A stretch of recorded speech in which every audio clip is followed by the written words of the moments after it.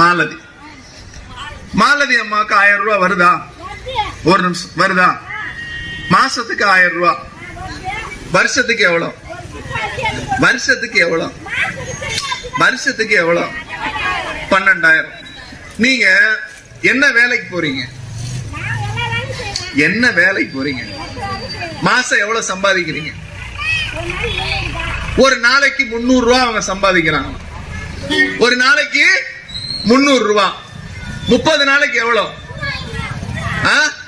9,000 ரூபாய். 9,000 ரூபாய் நீங்க சம்பாதிக்கிறீங்க இல்லையா? ஆமா தானே? ஏன்னா 1000 ரூபாயில வந்து ஸ்லாப் இருக்கு, இவ்வளவுதான் வருமானம் இருக்கணும்னு.